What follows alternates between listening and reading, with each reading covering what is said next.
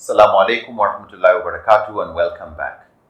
We've been looking at this subject of spiritual and moral growth that we pray Allah will continue to support us in. There's a beautiful quote by Ibn Hazm al-Andalus, a great jurist and hadith scholar also. And he said, because he wrote a lot on this question of personal growth and spiritual growth and purification of the heart. He said, when you compare yourself with others in matters of wealth, position, and health, you should look at people who are less favored than you. This is very interesting. That when you compare yourself with others in worldly matters of wealth and position, look at those below. Look at those who have been less favored. However, he says, when you compare yourselves in matters to do with faith or religion and knowledge and virtue, look at people who are better than yourself. If you look at people who are less fortunate than you are when it comes to issues to do with worldly positions and wealth, and you look at people who are less fortunate, then you appreciate it more. Unfortunately, that's just how human beings are. If, however, you see people who are more knowledgeable than you are, the hope is that will inspire you to try and aspire to catch up and even surpass them. So on issues to do with virtue, please surround yourself with people who have more. Visit those who have more. If you want to be more knowledgeable, visit people who have more knowledge.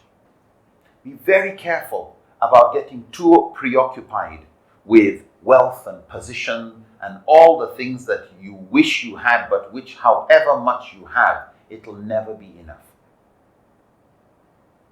What's also interesting is for us to recognize that we will need to develop a significant level of aspiration for good in order to reap the fruits of good. Moral virtues are those principles, those habits with respect to right and wrong. They define how things ought to be, how things should be. They define our ideals. They are the principles and habits that determine correct and right conduct, right character, right behavior. So when we talk about developing moral virtues, we're talking about developing things like honesty, because the opposite of honesty would be inconceivable for any society to operate on dishonesty. We're talking about ideals like justice and patience. You don't want to live with people who are unjust and impatient. We're looking at virtues like courage as opposed to cowardice, forgiveness, humility, generosity, gratitude, modesty, kindness, gentleness, responsibility, love for doing good and love for human beings, and love for creatures and everything that Allah has given life for. And not just that, but love for the next generation that doesn't even exist, but who can benefit if you can have some kind of intergenerational good that you can commence. Something that is like a sadaqatun jariyah. A sadaqah, an act of charity that subsequent generations will benefit from. So those are what we mean by virtues. Now there are so many of them that we would need to work on developing. Everybody wants to work on being more honest, being just, being more courageous, patient, forgiving, generous, show more gratitude, be more humble, be more curious, take more responsibility, be kind, be gentle and all of that. But I'd like us to focus particularly on four main ones, which I feel in my humble estimation and from what I've read on this topic and what I've found from my little short life so far. 4 qualities which if we can hold on to, they open the doors to many other virtues. So just 4. If you take them as vaccinations, like just vaccinations in protecting your heart, in getting stronger, wiser at managing your own ego and your desires. That in this jihad bin nafs, if you can hold on to 4 tools Insha'Allah, it will help each one of us, including myself, get closer to Allah, grow in our faith, grow in our ability to contribute and make the world a better place as khulafa, as vicegerents and stewards of Allah.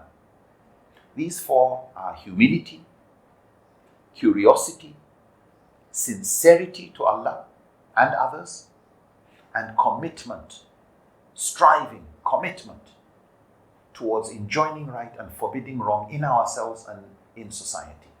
So those four: humility, curiosity, sincerity, commitment. Humility, that you are not better than any. Curiosity, that everybody has something to teach you. Yes, you have things to teach others, but you should be more interested in learning and growing than just saying your own. Sincerity, because all actions are ultimately judged by their intentions. And commitment, this sabr, this grit, persistent, continuous, self-improvement, continue riding the bicycle, because it's when you stop pedaling that you fall. So these are four I would like to keep repeating and repeating, that we hold on to them. So there are not too many things to remember, just four: humility, curiosity, sincerity, and commitment. Humility, curiosity, sincerity, and commitment. The opposite qualities are very detrimental, and they have to do with the ego losing balance. You can have too much ego, you can have too little ego. Ego itself is a gift. It can motivate us to do a lot. But when we use it in the negative sense, we mean the opposite of conscience. But the sense in which I'd like us to understand the ego is a gift. It can be an asset, it can be a liability, it is a challenge, depending on whether our ego is controlled by our conscience or left alone to do what it wants. Too much ego is a problem. So too much ego is arrogance, show off, defensiveness, anger, overconfidence, recklessness, where, it's pride coming out in all its forms, where you want to behave like the mountain, better than everybody else. But just remember, nothing likes to grow on mountains. Mountains are very lonely places. Even birds don't like to go. Stones like to roll down and move away from mountains. Too little ego is just another problem, the way too much ego is a problem. Too little ego is timidity, undignified life, cowardice, hypocrisy, seeking acceptance of others, conformity, just follow, and always looking over your shoulder to see where are others, being comparative.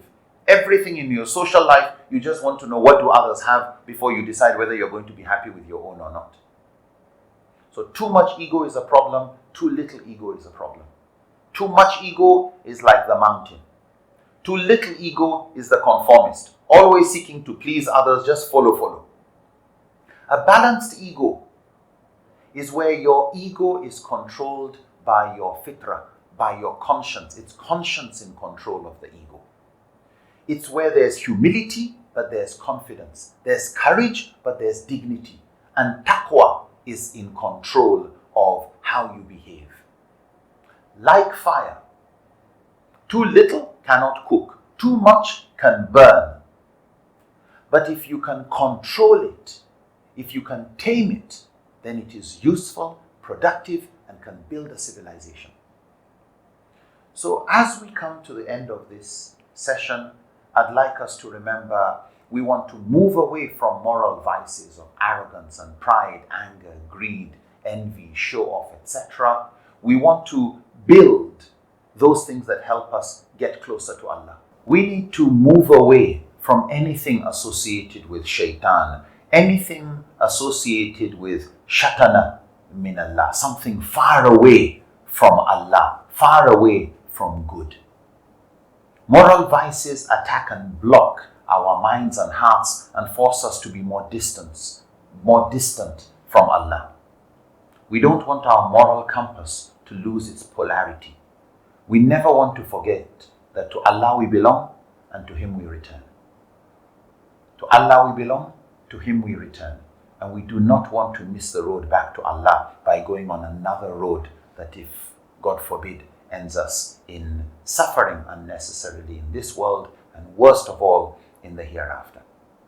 We pray that Allah continues to help us, that Allah continues to show His mercy on us, that we never give up, we never despair of Allah's mercy, that we continue pedaling on that bicycle. May Allah continue to guide us straight in our affairs in this world to a happier end in the hereafter. Until next time, Assalamu alaikum wa rahmatullahi ta'ala wa barakatuh.